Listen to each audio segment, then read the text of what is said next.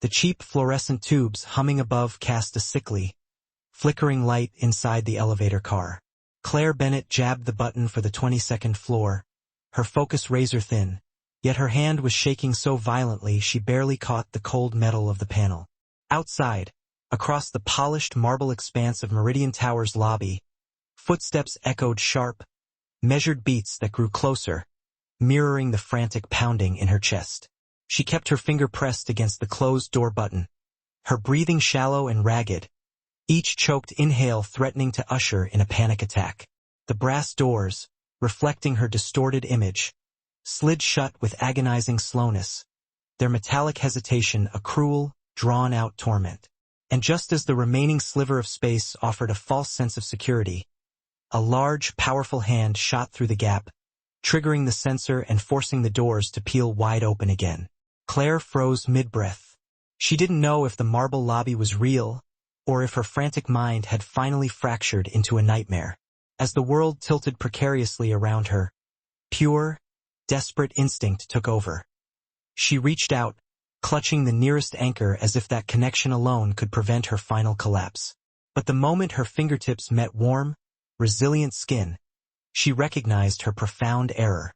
This hand was undeniably strong, etched with faint, almost surgical scars tracing the knuckles, and adorned with a heavy gold ring bearing an emblem she had never seen before.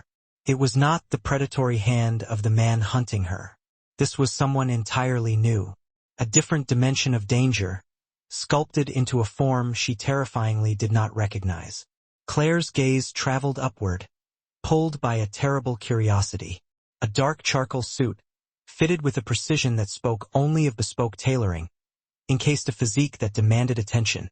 A crisp white shirt glowing faintly under the erratic flicker of the elevator lights. When her eyes finally met his, she went utterly, sickeningly still.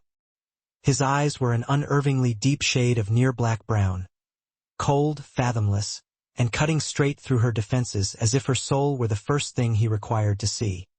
He was profoundly tall, carrying a distinct, almost historical Mediterranean presence. His dark hair was swept back with deliberate, effortless intent. His features a sharp mosaic of classic masculine beauty and undeniable, unapologetic power. But it was that gaze that truly stole her breath. It held something knowing, something sovereign, something she instantly knew she had no business provoking. Chi tista seguendo? His voice spilled out in flawless Italian, low and smooth, possessing the complex depth of an aged, expensive wine, sending a palpable tremor through the enclosed steel box. Claire blinked, her whole body shaking uncontrollably, her hands still locked onto his. I don't understand. His eyes softened, just barely. A minor shift she would have missed completely if she hadn't been staring directly into their terrifying depth. When he spoke again, switching effortlessly to English, his voice retained the warm, resonant cadence of Italy, but now it was clear, steady, and unsettlingly gentle. Who is following you? The question sliced through her chest like a quiet, surgically precise blade. How could a complete stranger, one so impossibly composed, strip away her defenses and read her terror so easily? She had spent months trying to disappear, living like a wraith, forcing herself into the tedious disguise of being utterly ordinary. And yet here she was, trembling like a winter leaf, clinging desperately to the hand of a man she had never met, as if her sheer existence depended on his accidental presence. The necessary words lodged painfully in her throat as the elevator began its ascent, the illuminated floor numbers climbing mercilessly. 3rd floor, 4th floor, 5th floor. Each number pulled her closer to the location she feared most. Kramer was undoubtedly waiting for her. He always found her, somehow, relentlessly. The man beside her shifted, a minute movement, and only then did Claire realize she was gripping him with such desperate force that her nails were actually digging painful crescents into his skin. Claire yanked her hand back instantly, her face burning with a rush of shame. But before she could fully retreat, he turned his palm and caught her hand again with a deliberate firmness that felt paradoxically gentle. It's all right. His voice was low but definitive, carrying a strange, unwavering steadiness that caused something tightly wound inside her to loosen for the first time in what felt like 3 grueling months. Whatever this is, whoever is chasing you, you're safe now. She almost produced a hysterical, ragged sound that might have been laughter. Safe? That word had been eradicated from her vocabulary. She hadn't known safety for 3 long, agonizing months. Not since she had uncovered the web of irregular transactions, the falsified financial reports, and the insidious, hidden ties connecting her company to powerful, dangerous names tucked deep into the city's criminal underbelly. Not since she made the fatal choice to send the evidence out, naively believing that institutional justice would follow. He'll find me, she whispered, her voice barely rising above the low, mechanical hum of the elevator machinery. He always does. The man's expression darkened instantly, hardening into something cold and dangerous. What is his name? His tone was soft, almost deceptively so. Yet beneath the velvet lay a quiet, coiled fury held on a tight, barely visible leash. Claire shivered again, suddenly uncertain which man before her, the hunter or the stranger, was the greater, more immediate threat. Claire didn't know why she told this absolute stranger about Marcus Kramer, about the corrosive fear that had followed her like a shadow that never slept. Perhaps she was simply too exhausted to maintain the charade. Perhaps his eyes were too steady, too unervingly knowing amid her chaos. He never looked away from her, not with pity, not with fear, only with a singular, sharp focus, as though he was reading the narrative of her body's tremors through instincts shaped by years of surviving between the rigid lines of the law and the fluid darkness beneath. 12th floor, 13th floor. The elevator continued its steady, gliding ascent, but Claire heard nothing except the drumming of her own heartbeat and her labored breathing filling the cramped space.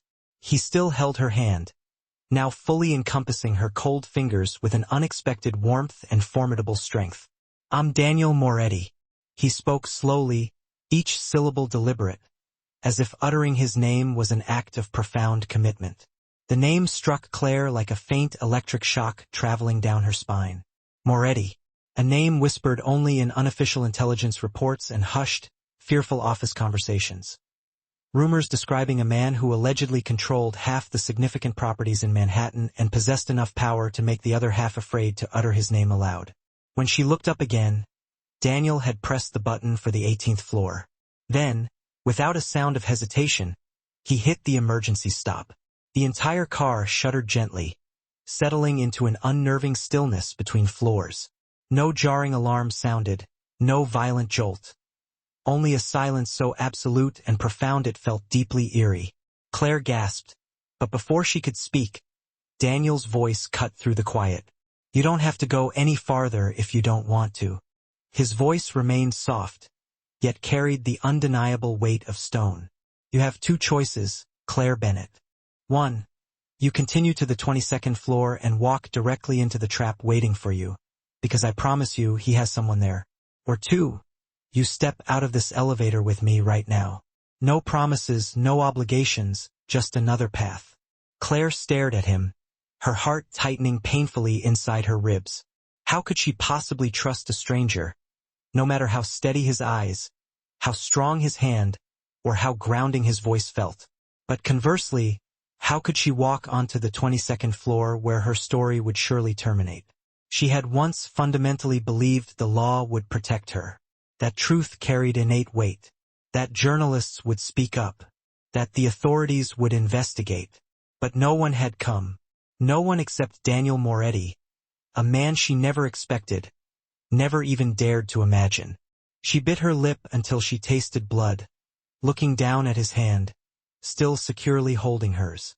Part of her screamed internally, urging her to run, to push him away, but another part, quieter, fragile, yet undeniable, wanted only to collapse and trust that someone, somewhere, might be strong enough to catch her. He didn't rush her decision.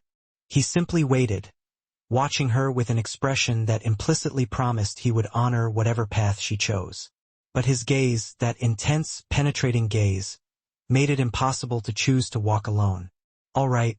Her voice was a phantom sound, barely more than a breath escaping her lips. "All right, I'll go with you." Daniel gave a single, small nod, and in that instant, his hand tightened around hers again, not because she was shaking, but as a silent, unspoken vow. Without another word, he restarted the elevator, and when the door slid open on the 18th floor, he stepped out first. He turned back to her, his eyes clear of any uncertainty, filled only with a potent protective instinct so natural it sent a ripple of bewildered recognition through her chest. Claire hesitated for a strained half-heartbeat before finally crossing the metallic threshold, moving from the enclosed space where she was hunted into a path she could not possibly foresee. But when her foot touched the cold gray carpet of the hallway, she knew the choice was finalized. This time, she would not turn back. The elevator doors closed behind them with a low, definitive metallic thud. Daniel moved swiftly down the silent corridor of the 18th floor, his eyes constantly sweeping, automatically registering every hidden camera and every shadowed, recessed corner. Claire followed closely, her breathing still erratic, though her feet continued to move in hesitant, almost numb steps across the thick carpet. Every sense was stretched tight, alert for the slightest sound that might signal someone drawing near. Daniel stopped abruptly before an unmarked access door, extracting a matte black key card from his suit jacket and sliding it across the hidden sensor. The door opened almost silently to reveal a narrow, utilitarian passage leading to a service elevator. Claire blinked in sheer surprise but remained silent as he waited for her to enter first, then stepped in behind her and closed the door without offering a single explanation. Everything he did carried the practiced, economical rhythm of someone who had executed this exact maneuver countless times before. When this second elevator opened, she realized they were deep within the building's functional basement. The jarring corporate brightness was gone, replaced by a dim, sickly yellow glow reflecting off bare concrete walls. A large black SUV was parked there, its engine already humming warmly, headlights extinguished. A tall man in a long coat stood beside it, his gaze sweeping over Claire with cool efficiency before shifting to Daniel with a swift, silent nod. "Vincent, get us out of here," Daniel ordered quickly, holding the back door open for Claire, who scrambled in, her heart still hammering furiously against her ribs. Vincent settled into the driver's seat and eased the heavy SUV through the concrete pillars and out into the choked evening traffic just as dusk fully settled over the city. Claire instinctively looked back at Meridian Tower, noticing the 22nd floor window still glowing brightly. She imagined Kramer, or one of his watchful lieutenants, standing somewhere behind that glass, phone in hand, making the call she had feared for months. She tightened her grip on the rough fabric of her coat and turned toward Daniel, whose expression remained utterly unreadable, his eyes never stopping their relentless sweeping of the world beyond the tinted window. A moment later, he lifted his phone, typing rapidly before bringing it to his ear, listening in complete stillness. When he ended the brief call, he turned to Claire and delivered the facts without inflection. 2 people showed up on the 22nd floor. A silver-haired man and a woman dressed like a receptionist, but she was not registered in the building's security system. "There is no doubt they were waiting specifically for you." Claire nodded faintly, though inside she felt a delayed scream of confirmation rising. She had expected it, but hearing the truth spoken aloud struck her with crushing finality. Vincent turned onto the avenue and headed northbound through Midtown, while Daniel continued reading the encrypted messages flashing silently across his phone screen. Claire felt her hands go cold as she realized she was locked in a powerful vehicle with 2 strangers, leaving behind the only familiar landscapes she had left. Yet, for reasons she could not logically explain, the raw, debilitating panic that had consumed her hours earlier had evaporated. Something in Daniel's quiet confidence, in the controlled silence surrounding him, made her believe that tonight, at the very least, she would survive. As the SUV crested the Queensboro Bridge, Manhattan shrinking quickly behind them like a closed, finished chapter, Claire understood that everything was fundamentally shifting. From this moment forward, nothing would remain the same. And though she had no idea whether Daniel Moretti was a genuine savior or simply another powerful, ruthless force as dangerous as Kramer, she knew he had pulled her out of the immediate trap. "Thank you." Daniel glanced over, his eyes sharp as honed blades, though they softened, just for a flicker of a moment, as he replied, "Don't thank me yet. We're not out of this." The SUV sped relentlessly north along the highway, the intricate tapestry of the city lights falling away beneath them like a ribbon of memories dissolving into the oncoming darkness. Claire sat silently in the back seat, watching the world blur past, the long, fractured shadows of the roadside trees stretching beneath the intermittent streetlights, mirroring the shattered pieces of her own past racing backward.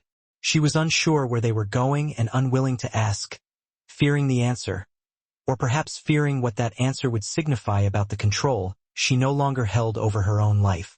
Strangely, the acute terror that had seized her in the elevator, the visceral fear of the footsteps pursuing her, was gone. Instead, a bone-deep exhaustion had settled over her, dulling every sharp reaction. Daniel sat in the front passenger seat, half-turned toward her. The dim, orange glow of the dashboard carved the severe angles of his face into something sculpted from hard stone, his expression unyielding. His eyes never drifted from her for long, watching her with the patience of a predator, as if waiting for the precise moment she would either collapse completely or speak the full truth he had not yet formally demanded. Claire finally spoke, her voice rough and unsteady from hours of tightly held silence. "Where are we going?" "Hudson Valley," Daniel replied simply, meeting her gaze steadily in the rearview mirror. "I have a safe place there. No one but my own people know it exists.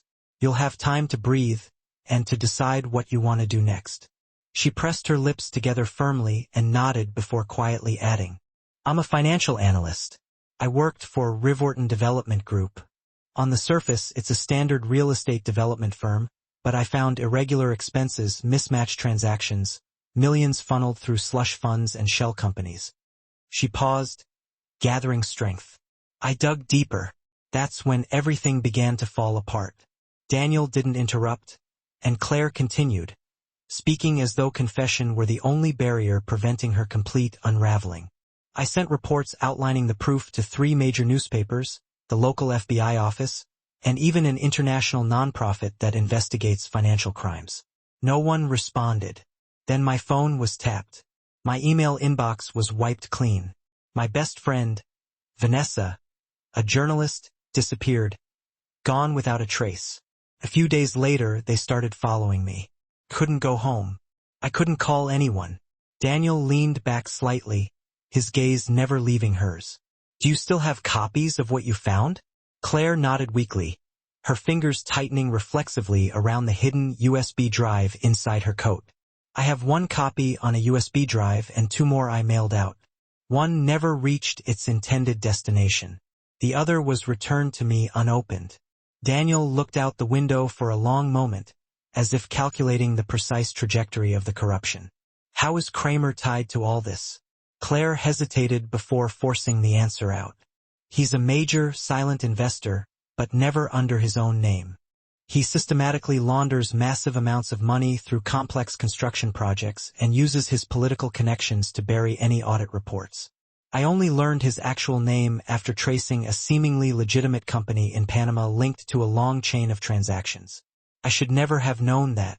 I should have looked away." Daniel's mouth shifted slightly, neither quite a smile nor outright mockery. "No one should look away from something like that, Miss Bennett," he said quietly. "But not everyone possesses the necessary courage to confront it." Claire rested her head against the cool glass of the window, her eyes heavy with exhaustion. "I'm not courageous. I'm just scared enough to run." Daniel turned to Vincent in the driver's seat. "How much longer?" "About 45 minutes," Vincent replied steadily, his hands firm and unwavering on the wheel. Claire closed her eyes, though her mind refused to settle, spinning ceaselessly through everything she had revealed and everything she had already lost, feeling the emptiness inside her only widen. She remained unsure whether she had stepped onto a new path or merely deeper into another abyss, but she knew, at least, that tonight she was not alone, and perhaps in the smallest, most fragile way, that awareness felt like something resembling hope. As the SUV turned onto the narrow gravel road, starting its gentle climb up the hillside, Claire straightened abruptly in her seat, her eyes widening at the scene slowly emerging ahead. A magnificent Tuscan-style villa rose out of the muted darkness like a world entirely apart. Its red-tiled roof, tall stone archways, vine-covered balconies, and warm, golden light spilling from within gave it an air of both serene grandeur and quiet mystery. There were no tall electric fences or massive electronic gates, as she had instinctively imagined for a man like Moretti, and yet a subtle, pervasive sense of being intensely watched threaded through the cold night air.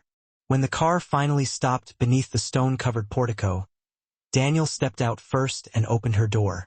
As Claire emerged, she distinctly felt the weight of unseen eyes tracking their movements from hidden vantage points, though she saw absolutely no one.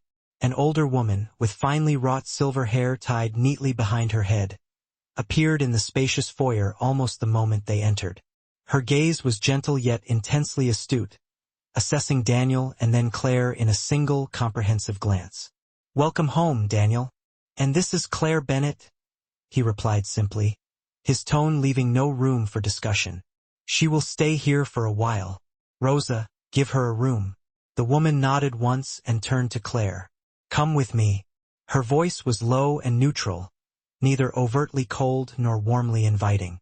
Claire followed quietly down a lengthy hallway into a spacious, simply elegant room with cream-colored walls, warm wooden floors, and tall windows overlooking a darkened ridge of trees stretching toward distant, silent hills.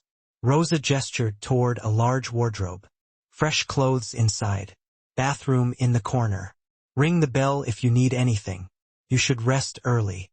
When the woman finally left, Claire sat on the edge of the large bed, her hands trembling. Not from immediate fear, but from the overwhelming realization that she had just stepped into a world entirely separate, too quiet, too orderly, almost unnervingly unreal. She opened her small bag, retrieved the vital USB drive wrapped carefully in cloth, and meticulously hid it deep within the bottom drawer of the nightstand. When she lifted her head, her eyes landed on a simple photo frame beside the bed. A younger Daniel standing beside a radiant, smiling young woman with long dark hair. Both looked genuinely happy, and the light in Daniel's eyes in the photograph was distinctly brighter, less burdened, than the cold, assessing gaze she had encountered in the elevator. Claire gently set the frame down and lay back on the bed, gripping the thick blanket tightly. For the first time in weeks, she heard no frantic footsteps behind her, no trailing headlights cutting through city streets, no threat of a midnight phone ringing. Only silence, wrapping around her like an invisible, heavy quilt. Yet, something profoundly unsettled still whispered inside her. Who was Daniel Moretti, truly? Why did he possess an estate guarded so subtly, an invisible security presence, and a housekeeper who obeyed him without question? And more importantly, why was he risking everything to help her? No one she had ever met in finance, politics, or media carried the same quiet gravity, the calm, absolute authority that surrounded him. She did not sleep immediately, staring at the ceiling as her mind churned through the mountain of unanswered questions, until sheer exhaustion finally tugged her eyelids closed. She realized that perhaps, for the first time in months, she would not dream of the dark hands choking her in the shadows, or the silent, desperate screams she had lived with for so long. Only the profound hush of a quiet room, and the rustle of the wind brushing past the window. Though paralyzing doubt lingered, this place, however temporary, was the first where genuine survival felt remotely possible. When Claire awoke, the soft, pale light of dawn was already threading gently through the heavy curtains, laying a wash of gentle gold across the ceiling. She did not know exactly how long she had slept, only that, for the first time in what felt like forever, she did not feel afraid. There were no nightmares, no phantom phone calls, no crushing sense of someone lurking outside her door. Everything was strangely, almost suspiciously, still. She dressed slowly in the clean, simple clothes Rosa had prepared for her and stepped out into the hallway where the housekeeper waited, leading her silently toward the kitchen. The room was already filled with the rich, grounding scent of strong coffee and warm pastries. Daniel sat at a substantial wooden table, an espresso cup in hand, his gaze focused intently on the mist-covered courtyard outside, until he turned sharply at the sound of her steps, nodding slightly. "Sleep well." Claire nodded, taking a seat opposite him. unsure whether she should initiate conversation or wait. But Daniel did not leave her wondering long. He set his cup down with a precise movement, his gaze steady and unwavering. "You wonder why I helped you?" Claire stiffened, but nodded honestly. "Yes, I don't understand. I'm not important. I'm not anyone to you. I have nothing you would need." Daniel was silent for a few stark seconds before slowly interlacing his long, powerful fingers on the table. "I once had a younger sister. Her name was Elysia. She was 4 years my junior, a brilliant lawyer working for a human rights organization." Claire felt her breath catch in her throat as his voice shifted subtly. Not quite painful, but distant and infused with a terrible sense of loss. "Smart, brave, possessing the strongest moral heart I have ever known. She uncovered a vast human trafficking ring tied directly to a very prominent, untouchable politician. She planned to expose it." He stopped, his jaw clenching. But before she could file her report, her car exploded in front of her house. They called it an accident. It was a convenient narrative of an accident. There was no real investigation, just a file stamped closed.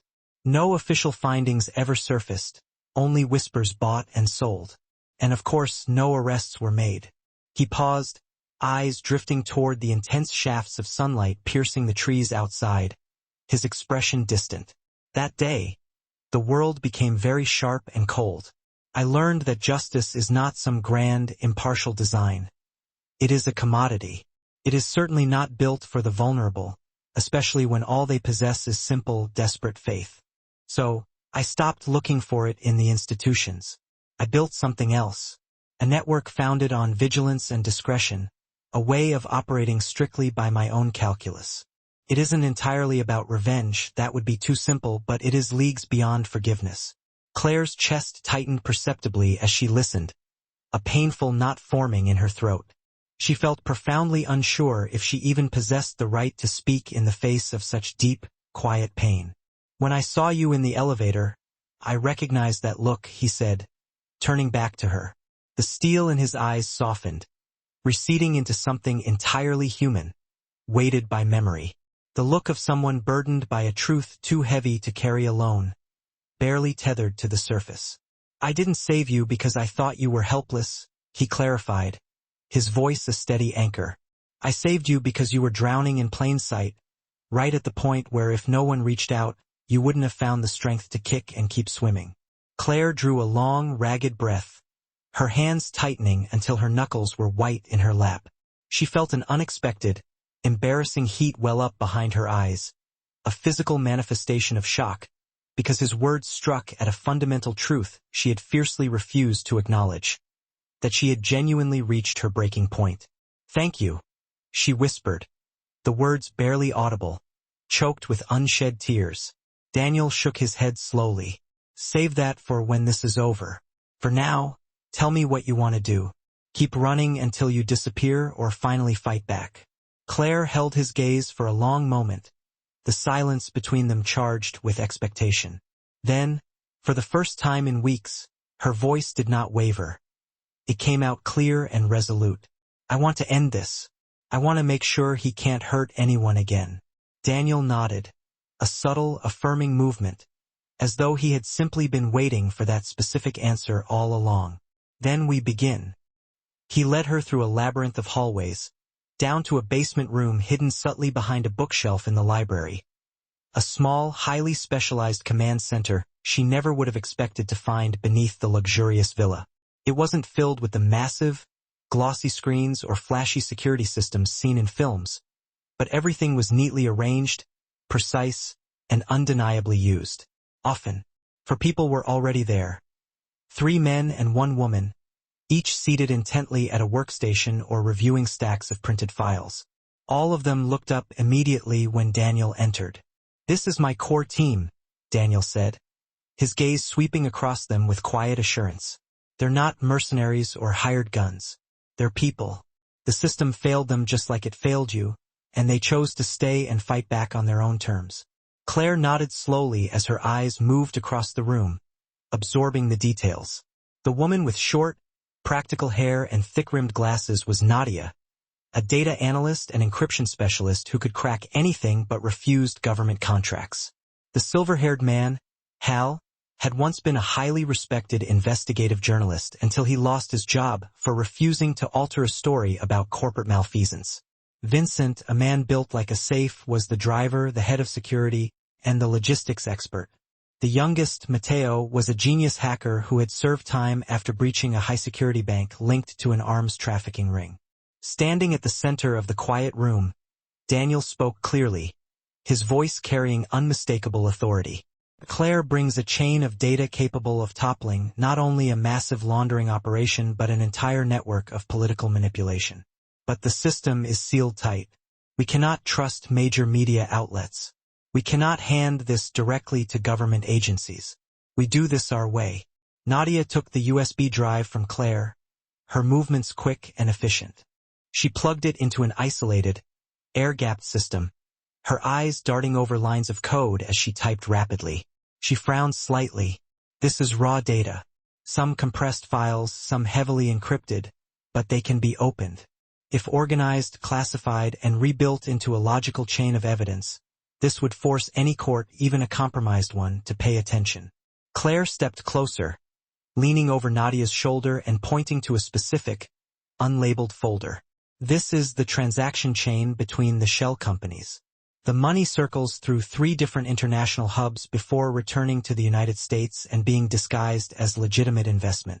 Nadia immediately began mapping the network, the linked nodes blooming across the dark screen like an enormous, toxic web. Hal added, his voice gravelly with experience, if we release only raw data, the public won't understand the scope. They need a story, a detailed timeline, a clear narrative to show exactly how the truth was meticulously buried. Daniel nodded and turned back to Claire. Can you reconstruct everything from the moment you noticed the first discrepancy? Claire hesitated only for a heartbeat, then nodded firmly. I remember every detail. I lived inside it. For the next several hours, she worked alongside Nadia and Hal, the hours blurring into a sustained focus. She wasn't just analyzing. She was excavating her recent past, cross-referencing the raw logs with the specific horror of her memories. Her entire body tensed involuntarily whenever a familiar corporate name, a face, or a specific date flashed up. The work coalesced into a harrowing mosaic. Audio clips of muffled conversations, compromised images, endless email threads, and transaction logs that finally made catastrophic sense. Daniel never interrupted, always present, overseeing every move with a quiet intensity. At one point, he took a brief, urgent call in fluent Italian, his voice low and ice-cold. When he returned, he stated, Kramer is tightening surveillance around Manhattan. He knows something is profoundly wrong. We need to move faster. Matteo opened a secure, ghost channel, preparing to send an encoded signal once the data package was finalized. Hal began drafting the report like a full investigative exposé, complete with evidence statements and visuals. Claire read each line as if rereading her own life, realizing she was no longer just an analyst, but the first critical link in a chain that could fracture an entire power structure. As dusk settled, Daniel sat beside her, his voice softer, less commanding. I won't force you to stand at the front if you're not ready for that kind of exposure. Claire looked at him, her eyes tired from the strain of the day but clearer than they had been in months. I'm not running anymore. Not after everything we've done here. Daniel held her gaze for a moment, a quiet flicker of acceptance and respect in his eyes, before nodding. Then from here on we do not step back. The next morning began with an unusual, heavy stillness. Sunlight slipped softly through the villa's window slats, while Claire felt a thin, icy layer of unease settling across her shoulders like a weight she could not explain. In the open kitchen, Rosa poured her a cup of tea, though her anxious eyes drifted toward the windows more often than usual. Claire sat at the table, barely touching the steaming cup before Daniel entered. His dark shirt was crisp, and his eyes were sharp with controlled vigilance. He glanced toward Vincent, who stood near the doorway, checking his phone in silence. There was abnormal movement in the western woods. Vincent reported, his voice flat. A camera glitched for several seconds at 2 in the morning. Could be an animal, but I don't believe in coincidences in this business. Daniel nodded curtly and told Rosa to cut all external connections. No calls were to leave the property unless strictly routed through encrypted channels. He ordered the entire security team to shift immediately into rapid response mode. Claire set her cup down, trying to steady her voice as she asked if they already knew she was here. Daniel held her gaze, his tone low but calm, saying he believed they were tracking a signal. Not certain yet, but suspicious enough to warrant extreme caution. And from that moment on, she was not to step outside the perimeter of the main house without a personal escort. Nadia emerged from the lower floor carrying a data board. She reported signs of an attempted network breach, so precise and subtle it had not broken past Mateo's robust firewall, but it clearly indicated someone was using advanced proxy servers to trace their location. A cold shiver washed through Claire. This no longer felt like instinct but certainty. Someone, likely Kramer himself, was following every breadcrumb, perhaps through an old device, an email she had once opened, or a forgotten weakness she no longer remembered. She turned to Daniel, and this time saw a flash of real, focused concern flickering in his eyes as she asked what would happen if Kramer found the villa, and whether Daniel would take her away. But instead, he answered quietly, firmly, "If Kramer comes, I will not take you anywhere. We stay and we finish this here. And before that man lays a hand on anyone in this house, he will have to step over me first." For hours afterward, the villa tightened like a held breath. Mateo rechecked every camera feed and reinforced the encryption layers. Nadia shut down non-essential communication channels and set up false signal points designed to throw off tracers. Hal contacted an independent journalist he trusted to prepare a contingency release of the core files, while Claire helped Rosa seal the windows and verify the locks.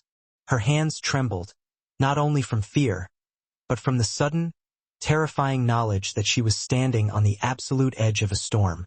She was no longer sure she could survive it. By nightfall, the silence inside the villa had become the loudest sound of all.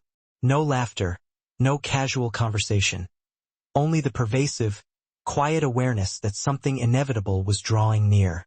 Claire sat on the cold stone steps behind the garden, watching the thin moonlight spill across the distant, impenetrable trees. Daniel approached and draped a heavy shawl over her shoulders. "You holding up?" he asked gently. She nodded without looking away from the darkness, admitting softly that she was unsure if she was ready, but also knew she could no longer retreat. Daniel sat beside her, his shoulder brushing hers in a rare, small gesture of proximity. "You don't need to be ready," he said. "You only need to hold on to the truth. I will handle the rest." When she turned to him, their eyes met in a quiet moment, small but steeped in mutual, unspoken understanding, interrupted only by the faint rustle of something moving in the dense forest. Maybe wind, maybe footsteps. Neither of them flinched or turned away, because this time Claire knew she was no longer alone. And if the hunter had finally come, she had someone standing firmly in front of her. The tension inside the villa did not lift. As the night deepened, the security team finished the final perimeter sweep and everyone returned to their stations. Vincent to the monitoring room, Nadia to her network screens, Hal to the last paragraphs of his damning report, and Mateo to the grid of false transmission points. Claire stepped inside the dim dining room where Daniel sat alone at the long table with 2 untouched glasses of red wine. When he saw her, he simply tilted his head in a quiet invitation. She joined him, lifted the glass, and tasted the faint bitterness that unexpectedly warmed her chest. She realized, with a strange clarity, that she could not remember the last time she had sat down to a peaceful moment, let alone a meal. Daniel leaned back, observing her with a patience that felt deeper than usual, as though he were waiting for her to find her voice. But she was the one who broke the silence first, asking why he had helped her, admitting she did not believe he was the type of man who rescued strangers from elevators and brought them into his highly secured home. Daniel smiled, an unguarded, brief smile she had never seen before. "You're right," he conceded. "I rarely do such things. But that night, when you grabbed my hand, I saw the same look I once saw in my younger sister, Alicia. Someone who did not cry for help with words, but with her eyes, and the desperate way she clung to any scrap of hope left. Claire stared at her glass, her fingers tight on the stem as she confessed softly, "I was so afraid. I hadn't even realized what I was doing. I simply didn't want to die alone." Daniel nodded, his eyes softening completely. He told her he had been there, not by coincidence, but because he had stayed in the building after a scheduled meeting was unexpectedly delayed.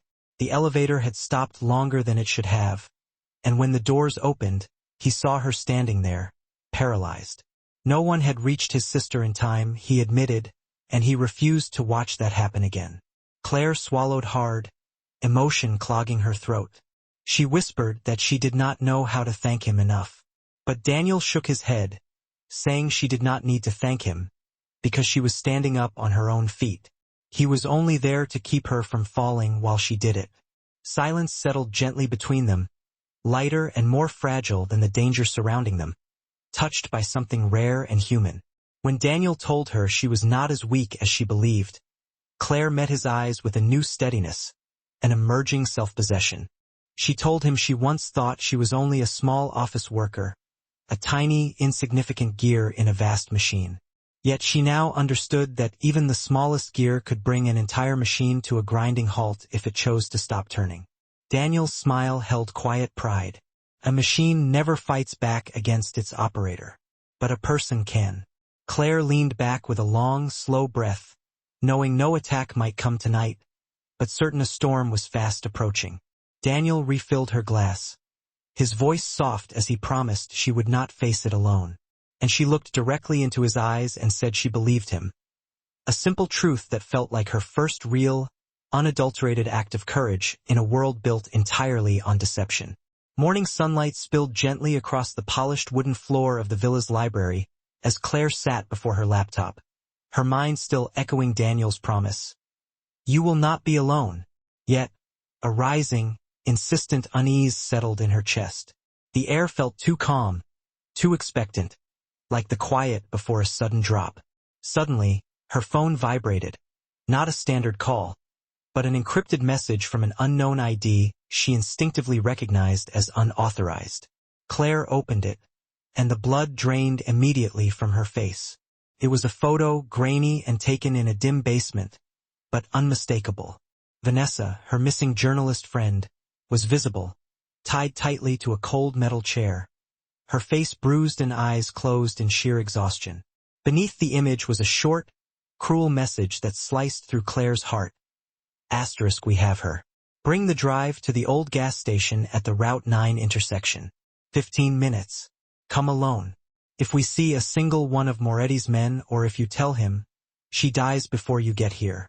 We are watching. Claire stared at the screen, her heart hammering against her ribs like a trapped, frantic bird. Instinct screamed at her to find Daniel, to alert the security team, but a terrifying logic paralyzed her. If they were indeed watching the house, if she alerted anyone, Vanessa would pay the price instantly. Claire felt a crushing surge of responsibility. She had dragged her friend into this mess. She couldn't gamble with Vanessa's life now. With trembling, clumsy hands, Claire scribbled a hasty note on the desk. "I'm sorry, I had to." She slipped the critical USB drive into the pocket of her coat. She moved like a phantom, slipping out the side exit to her car. Her breath was shallow and desperate as she drove toward the station, compulsively checking her mirrors and praying she wasn't being followed by Daniel's men, believing with every terrified fiber of her being that she was saving a life. But when she arrived at the desolate, crumbling station, there was no Vanessa, only a dark black SUV parked ominously in the deep shadows. A window rolled down, and a man she didn't recognize smirked, holding up a phone displaying the identical, heartbreaking photo.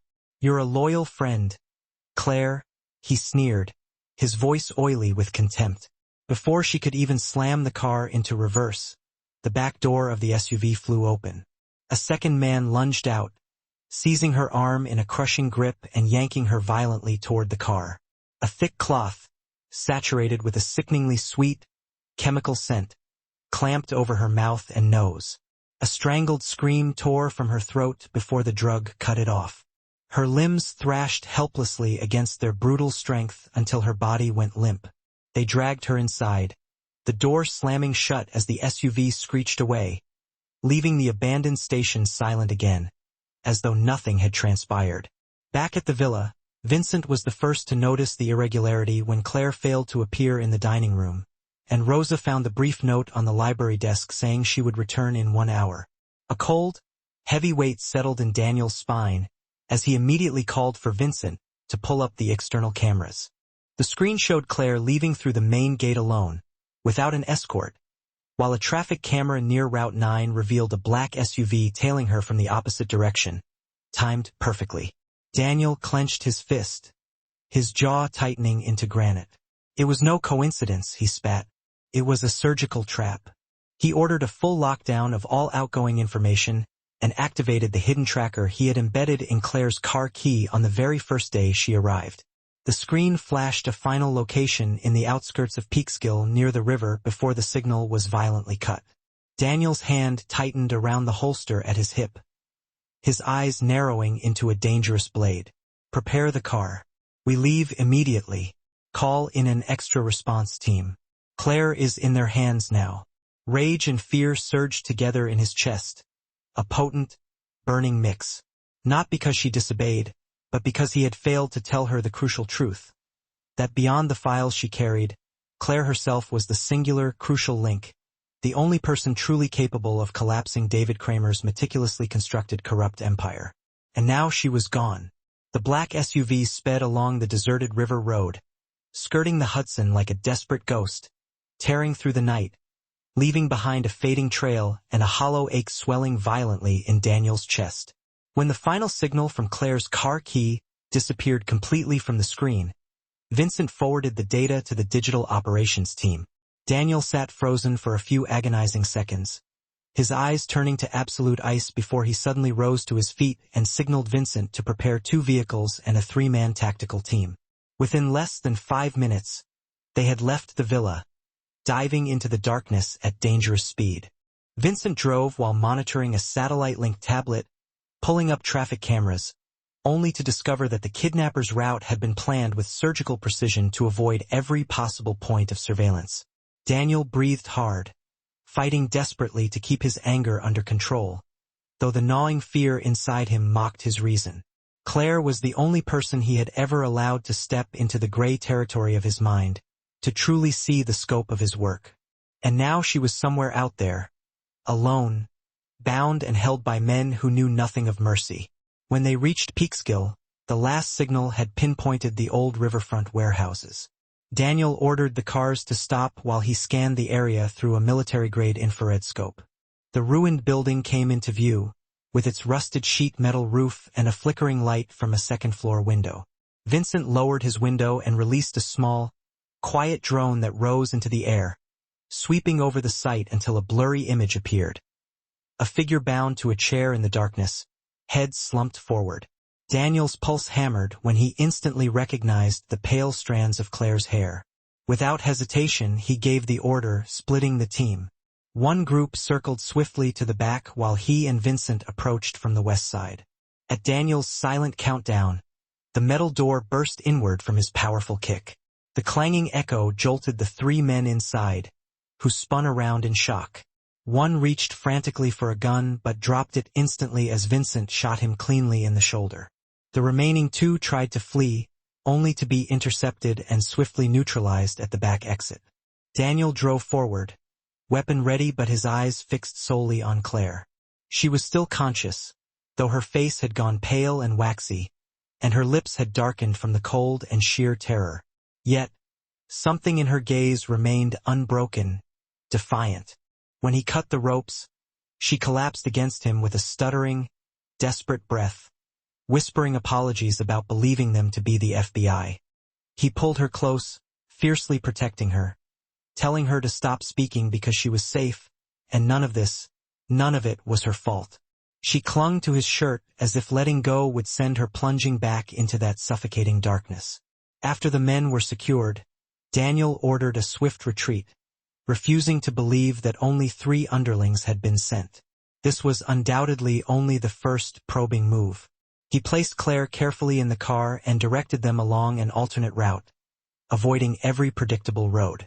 On the way back, she sat silently, glancing at him now and then, as though needing to confirm he was truly there and not some fragile illusion. In the hush of the car, she finally whispered, her voice trembling but with a raw resolve forged from terror and sudden awakening, that she no longer wanted to run. She wanted to end this entirely.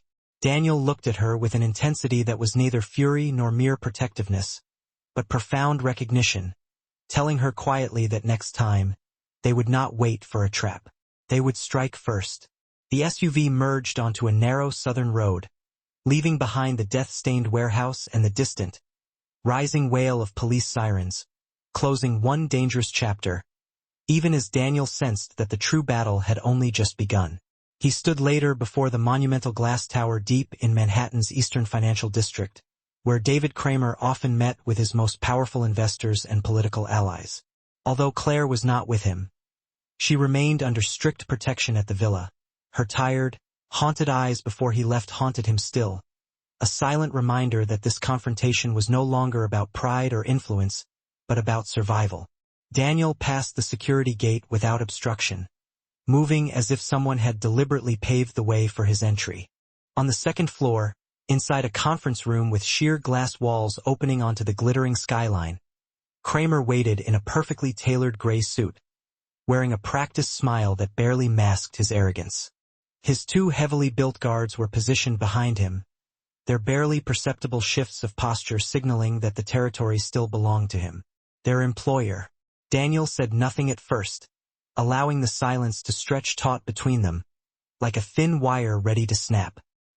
He deliberately drew out a heavy oak chair and sat opposite Kramer, placing his large hands flat on the polished mahogany table. He held the man's oily gaze without the slightest tremor or blink, radiating an unnerving stillness that contradicted the violence known to swirl around the Moretti name. Kramer, however, spoke with a false, breathy ease, the veneer of politeness barely concealing a sharp threat. He admitted he had not anticipated Daniel would appear in person, assuming instead that Daniel would continue to hide the girl in perpetuity. But Daniel tilted his head slightly, the movement casual yet dismissive, and corrected him. Kramer was wrong. Claire no longer needed the shelter of shadows, and the corrosive truth she carried would soon be impossible to contain. Kramer offered a thin, brittle laugh that echoed strangely in the large, quiet office. He reminded Daniel that the New York media, which he controlled, would never validate the story of a woman kidnapped twice and secretly protected by a man like Daniel. He claimed, with chilling certainty, that he owned enough journalists, fixers, and high-level assets to manipulate public perception effortlessly, casting Daniel, despite his Moretti lineage, as nothing more than an arrogant, wealthy man with a path paved in blood. Daniel did not deny the indictment of his past.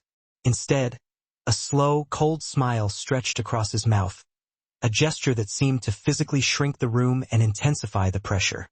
He murmured, his voice low and dangerous, that precisely because his past was soaked in violence and decisive action, Kramer should know he was absolutely not the type of man who stopped merely at making threats. Silence followed, heavy and loaded, for several tense seconds. Kramer eventually leaned forward, his face etched with contemptuous confusion, and asked what Daniel truly wanted. Daniel answered slowly, carefully parceling out each syllable, that he wanted an exchange. Kramer would immediately cease all interference, disband his surveillance efforts, and leave Claire entirely unharmed. In return, Daniel would withhold the release of a damaging recording. Kramer flinched, a minuscule, fractional movement that Daniel caught instantly, before covering it with a forced, booming laugh, as if the notion were utterly absurd. He demanded to know if Daniel thought him foolish enough to believe he possessed anything of genuine value. Daniel's answer was quiet and unequivocal. He simply reached into his jacket, set a small metallic recorder on the table between them, pressed the play button, and allowed Kramer's own voice, calm, precise, and utterly damning, to fill the air, instructing someone to make the girl disappear, just like before, and leave no trace. When the chilling recording finished, Daniel informed him that there were multiple synchronized copies, stored in diverse, encrypted locations around the globe, and strongly advised Kramer against testing his determination. Kramer's face darkened instantly, the forced smile dissolving, replaced by a calculating, cold stare. He took a long moment, softening his tone with forced civility, and asked how much Daniel wanted for the silence. Daniel replied with stark finality that he had not come to negotiate price. The terms were non-negotiable surrender. Kramer rose, circling the room with the lazy, proprietary confidence of a man who genuinely believed he owned the city, the systems, and the people within them. He told Daniel he was exactly like his father, equally stubborn and equally deluded to think that true justice could ever be purchased or mandated by mere truth. He insisted that in New York City, justice was not an abstract concept but a commodity, defined entirely by whoever paid the highest price. Daniel stood as well, meeting his eyes, and promised him that this time, all the money and influence in the world would not save him. Kramer stepped back, his expression shifting rapidly from sheer disdain to the dawning, cold awareness of profound personal danger. He issued a final, sputtering warning that Daniel would regret this choice. Daniel's reply was delivered without inflection. He had regretted many things in his life, but never, he assured Kramer, sparing men like him. He then turned and walked out of the office without a backward glance. Vincent met him just outside the building's heavy doors. Daniel climbed into the armored car, possessed of a terrifying preternatural calm, and simply told Vincent to begin. Vincent immediately set the prearranged, elaborate chain of actions into motion.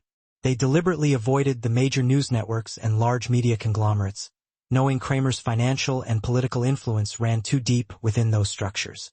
Instead, within 30 tense minutes, the recording of Kramer's own voice, coupled with corroborating security camera images capturing his clandestine meetings with compromised city officials, appeared on a small, but fiercely trusted, independent investigative outlet known as the City Pulse.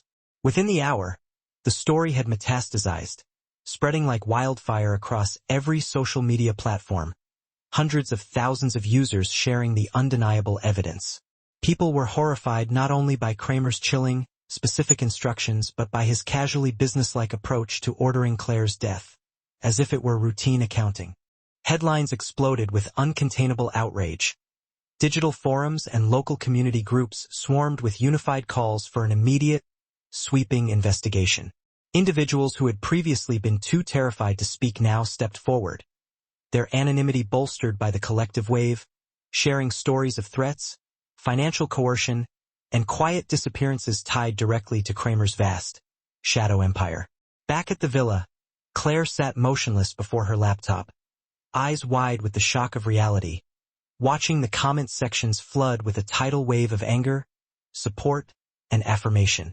Daniel stood quietly behind her, his composure masking the quiet, deep satisfaction rising inside him. She turned to him, her voice thick with trembling disbelief, and asked how he had managed it.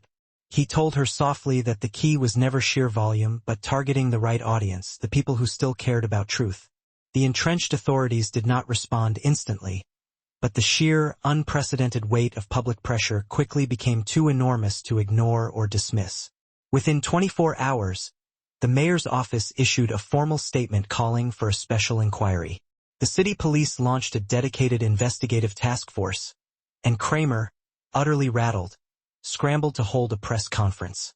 There, he vehemently denied everything, claiming the recording was a fabricated deep fake and demanding legal protections. However, his noticeably pale face, his shifty eyes, and his evasive answers only fueled deeper suspicion among the watching public. On a live local broadcast moments later, a brave former employee from his corporate financial wing called in, recounting shadowy, unreported contracts and enormous sums of money that had vanished without legal trace. Daniel knew then that the media, when wielded correctly and with undeniable evidence, was a blade sharp enough to take down men who had spent decades surviving by controlling the flow of information. This time, that powerful blade had been turned against its master. Claire could no longer sit still. The waiting was over. Fueled by righteous anger, she meticulously organized her documents, highlighted every piece of key evidence, and swiftly sent them to independent investigators and trusted anti-corruption groups, reclaiming piece by piece the truth and justice Kramer had stolen from her and others. Amid the rising public storm came a message she never expected. A profoundly moving letter from a mother who had lost her child in a so-called traffic accident, now revealed to be connected to Kramer's network of cover-ups. Claire broke down in tears, not from fear this time, but because for the first time in her life, her voice truly, tangibly mattered. Daniel placed a steady, grounding hand on her shoulder and murmured that she was only just getting started. She nodded through a trembling smile as the undeniable realization settled over her. The city was finally watching, and nothing from this point forward could ever revert to the hidden misery of what it once was. The late afternoon light spilled over the expansive garden behind the villa, gilding every branch, every ancient stone step, and every moss-covered wall in a soft, luminous amber glow. Claire sat on a wrought iron bench with a forgotten cup of cold tea in her hand, watching birds drift lazily across the vast expanse of the Hudson Valley sky. Her heart still carried the residual echo of a long, exhausting day filled with news calls, sharp questions, and hundreds of messages from strangers offering thanks, encouragement, and solidarity. Yet beneath all the external noise, she thought most often about the man who had sat silently beside her through every single step of this harrowing journey. A man who had asked for absolutely nothing, bound her to no obligation, simply offering his steady, unwavering presence like a steadfast landmark at the chaotic epicenter of a storm. Daniel walked out from the house, his shirt sleeves rolled up to his forearms, the exhaustion of too many sleepless nights etching faint lines around his eyes, though his gaze remained clear, holding that same quiet, formidable composure he never seemed to lose. He carried 2 stemmed glasses of wine, handed one to her, and sat beside her without needing a word, while the wind whispered softly through the remaining autumn leaves. Their breaths fell into an easy, comfortable rhythm until Claire spoke in a low, inward tone, a confession born of reflection. She admitted that before everything happened, she had fiercely believed herself strong, only to discover that the hardest part of survival was not the act of running or fighting, but allowing someone to come close, see her vulnerability, and remain. Daniel turned toward her in silence while she met his eyes without the slightest fear or shadow of a doubt. For the first time in weeks, she admitted that the reason she trusted him was not his formidable strength or his endless ability to protect her, but the simple, profound truth that in that first desperate moment when she had grabbed the wrong hand in the elevator, he had not pulled away. Daniel smiled softly, genuinely surprised and deeply warmed by her insight. He told her that she had been the very first person in his adult life to genuinely need him without simultaneously demanding anything from him. No demand, no negotiation, only a hand to hold in the dark. Claire set her glass down and faced him fully, reaching out to touch his cheek with a tenderness that was utterly free of pretense or guardedness. As she whispered, she told him she no longer sought only safety, but also the certainty that regardless of how the long, terrible road ended, the man she trusted would be the one she chose to begin again with. In that defining moment, the remaining distance between them vanished. Daniel leaned in, placing a gentle, protective kiss on her forehead, a pressure just firm enough to quiet every lingering fear and stir to life a feeling she thought she had lost forever. He told her softly that this was the first time he had ever felt genuine peace while holding someone's hand. Claire smiled, a true, brilliant smile, and rested her head against him as twilight settled around them. They were 2 people stepping finally out of the storm and into something deeper, something imperfect, but built on the enduring bedrock of trust. And trust, they understood, was all they needed to start over. Meanwhile, the media erupted with escalating furor. Public outrage swelled into a political force, and the compromised authorities were finally forced to respond decisively. Yet Daniel understood men like David Kramer far too well to believe he would simply sit quietly and accept his irreversible downfall. And indeed, the first swift counterstrike came early the very next morning. Claire received a frantic message from a reporter warning her of a coordinated series of sensational tabloid articles that had just hit the wires. The articles viciously accused her of fabricating all evidence to extort Kramer after being fired for dishonesty. They dredged up old, often doctored photos, private screenshots, and even shamelessly misused images of her missing friend to imply a deep, personal vendetta based on jealousy and spite. Her name was splashed across screaming headlines as a master manipulator, while her face was framed by cruel, derogatory phrases portraying her as a dangerous schemer. Her hands shook violently, not from fear, but from a raw, intense anger at the injustice. She marched straight to the villa's library, where Daniel was on a call, and slammed her phone onto the heavy table, declaring that the inevitable attack had begun. Daniel quickly scanned the digital articles, his expressionless calm unnerving, though his voice deepened slightly, a telltale sign of rising temper, as he recognized the classic tactic of discrediting the whistleblower. A tired, cynical trick, but still devastatingly effective if left unchallenged. Claire's voice trembled with frustration at the thought that some segments of the public would believe the vicious lies. She had fought so long to avoid being dragged into the public eye only to be ruthlessly defamed overnight. Daniel placed a steady, heavy hand on her shoulder, assuring her that they would not, under any circumstances, allow Kramer to regain control of the narrative. She had come too far, he insisted, to be undone by trash journalism. He then ordered Vincent, who was on standby, to immediately prepare the second, most damning video evidence of all. The recording of Kramer himself ordering a targeted kill. An hour later, that high-resolution footage, paired this time with irrefutable surveillance images from an abandoned parking lot, where Kramer met two of his most loyal, notorious enforcers, appeared on a respected legal affairs platform. Kramer's unmistakable voice declared chillingly that the girl must not survive the week, and added, as a cold afterthought, that Moretti could be eliminated as well if necessary. This explicit revelation struck the city like a thunderbolt, the threat against Daniel forcing mainstream networks to drop their cautious reserve and cover the story live. Human rights groups and independent attorneys demanded an expanded, federal investigation, prompting the sheriff's office to formally summon David Kramer for aggressive questioning that same night. Claire watched the broadcast replay the video repeatedly, each cycle accompanied by increasingly horrified commentary from political analysts and legal experts. Daniel stood silently behind her, eventually taking her hand in a quiet, firm vow that even though the shadowy games of power were far from over, the undeniable truth had finally begun to prevail. Claire met his gaze, her eyes shining with new, unshakable resolve. By the next morning, the official, inescapable manhunt had begun. Evidence flooded the airwaves and social media. Kramer's long list of political allies fell into sudden, cowardly silence or frantically scrambled to distance themselves publicly.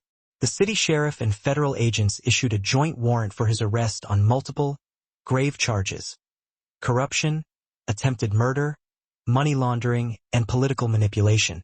Within 24 brutal hours, the city's legal system trembled. Kramer's private jet was grounded, his extensive assets frozen, his network of offices raided, and he himself was captured in his sprawling Long Island mansion while preparing a panicked escape. The humiliating image of his disheveled suit and the cold glint of handcuffs was plastered across every front page in the country. Claire watched the news beside Daniel, no longer feeling the shock she once experienced. Her previous terror had been replaced by a quiet, profound sense of release, as though she were watching a malignant ghost finally leave her life. She told Daniel that Kramer had never once imagined she could undo him because he had assumed she would stay silent and paralyzed by fear, like so many other women he had crushed before her. Daniel answered simply, his gaze steady, that she had transformed the trembling hand in the elevator into the very one that delivered the decisive, fatal blow. Names connected to Kramer's network were systematically exposed. Executives were summoned under subpoena, and corrupted politicians were forced to resign in disgrace. The same national media that had so quickly smeared her reputation now praised her courage, calling her a survivor who single-handedly brought down a hidden empire. Interview invitations, book offers, and requests for collaboration poured in from major networks and advocacy groups, all of which she politely declined. She wanted not fame or public adulation, but the simple, unburdened right to live in peace. That evening, Daniel walked with her along the winding gravel path behind the garden. As the sun slipped behind the distant hills and the distinct scent of fallen leaves drifted in the crisp air, Claire whispered that perhaps it was finally over. Daniel replied softly, looking into the deepening twilight, that this was only the beginning of their life. And she took his hand, not for safety this time, but purely by choice. Lights glowed warmly in the house behind them, and Rose's gentle laughter drifted from the kitchen. Claire felt the weight inside her lift completely, realizing the nightmare was finally, truly behind her. She was no longer a victim, but a survivor, and more than that, a victor. A month later, the Hudson Valley entered the peak of autumn, the hillsides blazing with red maples and gold. The villa nestled peacefully among them, becoming a true refuge for the woman who had once run terrified from the world. Claire rose early each morning to brew coffee and sit on the porch, writing the comprehensive story of her journey. It was not intended for publication or praise, but purely as an act of self-healing, a daily reminder that she had not broken. She filled page after page with the visceral memories of fear, the narrow, desperate escapes, and the cumulative small victories. Daniel traveled to the city for his necessary meetings, but returned without fail every Thursday night, and she would meet him at the door with a simple touch that affirmed they were walking forward together, their paths inextricably linked. Rosa remained the warm, beating heart of the house, leaving freshly baked cookies on Claire's desk accompanied by encouraging handwritten notes. Dinners shared among the three of them grew into cherished, comforting rituals as Claire slowly learned to laugh again, to cook simple meals without anxiety, and even to plant fragrant lavender along the fence line after Vincent remarked that she was finally making the place feel like a genuine home. Some nights, old, terrifying memories still jolted her awake from sleep, but each time, Daniel's steady hand at her back immediately grounded her, reminding her that her past no longer owned her future. The presence he offered was never loud or controlling, simply steady, quiet, and absolutely unwavering. By the end of the month, Claire finished her first full manuscript. It was not intended for general consumption, but existed solely as a necessary act of healing, reclaiming her voice after years of forced silence and crushing fear. When Daniel found the neatly bound stack of pages, he asked gently if she was finally done. She smiled, saying she believed she had said everything she needed to say.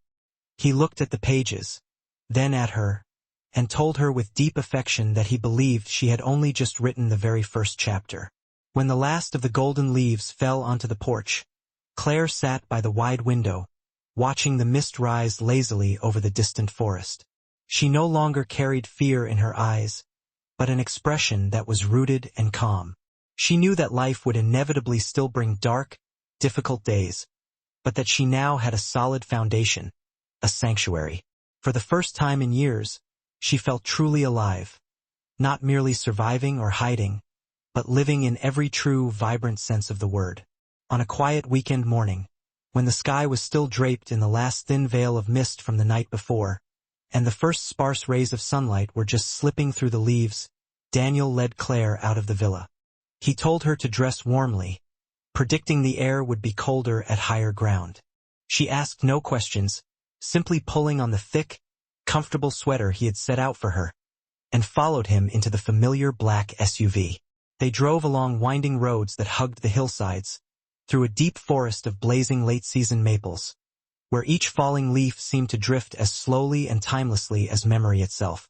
Daniel drove easily with one hand, the other wrapped warmly around hers, saying nothing and needing to say nothing. After almost an hour, they turned onto a forgotten gravel path leading to a wide-open clearing at the very top of a hill. The entire Hudson Valley stretched before them like a colossal, breathtaking landscape painting. Vast fields, clustered clusters of small rooftops in the distance, and layers of violet-blue mountains along the horizon. The sharp wind carried the clean scent of wild grass and pine resin. Claire stepped out of the car, her eyes widening as she took in the panoramic scope of the view. Before her was a plot of newly fenced land.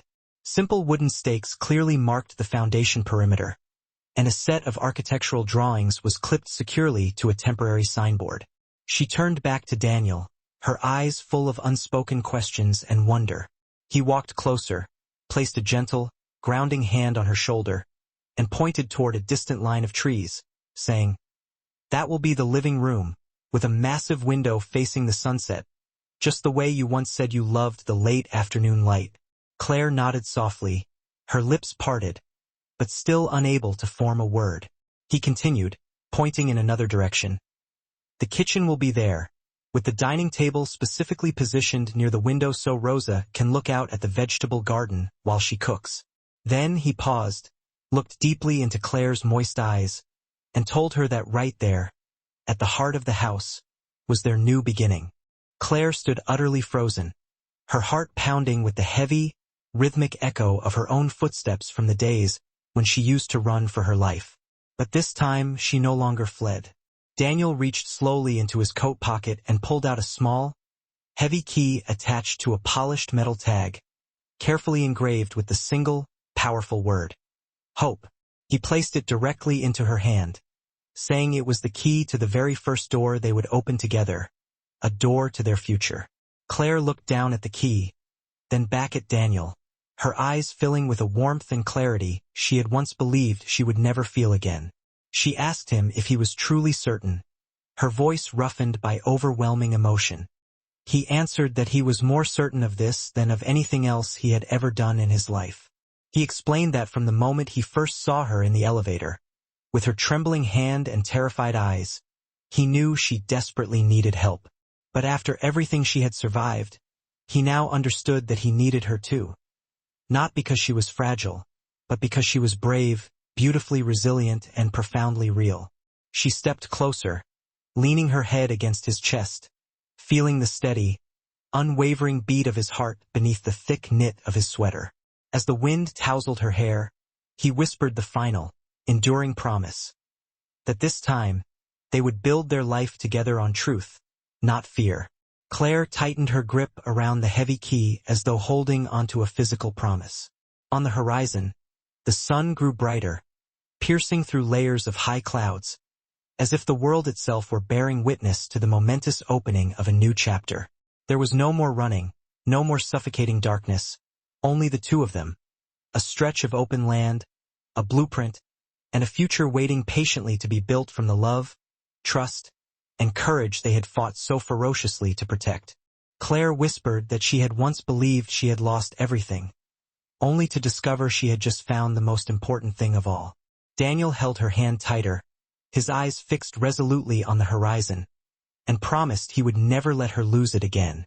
That very morning, when Claire stepped out onto the porch of the villa, sunlight poured like warm honey over the grass still damp with dew.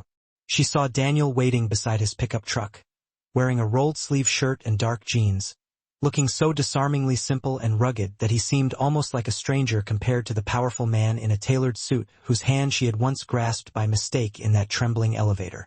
Daniel waved her over, his eyes carrying the quiet, delightful excitement of a boy hiding a secret gift. She approached with mounting curiosity, and he opened the passenger door, telling her to come with him for a short while.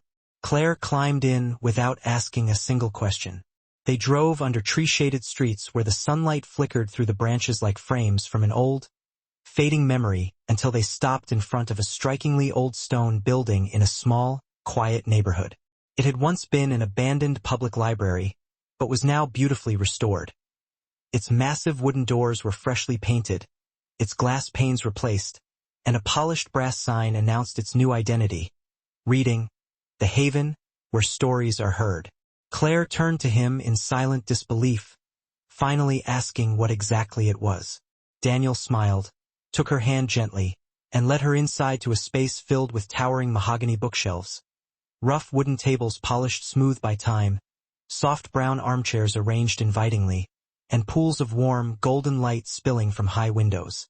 On one prominent wall hung several framed pages, carefully marked with passages she had once written. In the center of the room sat a small meeting table holding printed copies of her finished manuscript and a formal contract from a small, respected independent publisher. Daniel told her he had contacted them, not to thrust her unwillingly back into the harsh public eye, but to ensure her story would have a lasting legacy, serving as a beacon of truth and courage for others who were still trapped in the silence she had finally escaped. Place to live, a true sanctuary, built from the ground up on the foundation of resilience. He explained that if she accepted, this very space would become a haven, a beacon of hope and safety for others who had endured the terrifying vulnerability she herself had known. Claire froze, the sheer weight of his vision stealing her breath. Her lips trembled, and her hands shook, not from the familiar chill of fear, but from a fierce, liberating current of emotion. She met Daniel's gaze, her heart surging with an uncontrollable, overwhelming tide of belonging that threatened to spill over. He closed the distance between them, enveloping her shaking hands in his steady grip. The warmth of his touch instantly transported her back to the chaotic, flickering confinement of that elevator, to the frantic thudding of her heart and the approaching danger. Then, she had blindly grasped a stranger's hand for the sheer, desperate promise of survival. Now, she consciously offered her hand to the man she chose, willingly and forever, to walk beside. The acid burn of panic had vanished, replaced entirely by an unwavering, granite trust. Daniel, sensing the path of her reflections, asked softly, his voice barely a breath, if she ever regretted grabbing what had seemed, at the time, to be the wrong hand. Claire held his gaze for a long, quiet moment, a space outside time, then offered a profound smile, radiant and utterly free of the ghosts of her past. She tightened her hold on his hand, grounding herself in the present, and answered simply, no, because ultimately, she affirmed, she had reached for exactly the right person. Outside the window, rich golden leaves drifted down from the high branches, swirling in the late autumn wind, as if the world itself offered a slow, profound nod of approval. It was a promise spoken not in audible words, but whispered in the depths of the heart, shared between two souls surrounded by a room filled with the echoes of untold stories, lives that had once been silenced by trauma and fear. They stood there, hand in hand, anchored in the present, ready to begin writing the next chapter, a long, shared narrative that was entirely their own. That afternoon, Claire sat on a simple wooden chair set on the newly smoothed earth outside their house. It was rising slowly, deliberately, from the ground, every framed wall and stacked brick holding a tangible chapter of her hard-won life. The setting sun cast a deep orange glow, painting the broad expanse of the Hudson Valley in tones of warmth and enduring peace. She heard Daniel's familiar footsteps approaching, slow, steady, and certain, and felt the weight of his hand rest gently on her shoulder, a presence that brought an immediate, deep-seated calm that regulated her heartbeat. Claire lifted her gaze to Daniel, the man who had physically and emotionally pulled her back from the perilous edge of panic, restoring not only her faith in the world but, more importantly, her shattered faith in herself. She smiled softly, her eyes no longer wide and trembling with the residual fear of that flickering elevator, but filled instead with a serene clarity and immense gratitude. She murmured that for the first time in many long months, she had not obsessively checked the locks on the doors before resting. Daniel returned her smile, settling down onto the chair next to her, and they looked together toward the distant valley floor where the first scattered lights of homes were beginning to glow as night began its descent. He squeezed her shoulder gently, affirming that she no longer needed to carry that burden, because now she had a place to stay, not just an address or a structure, but an undeniable, solid home.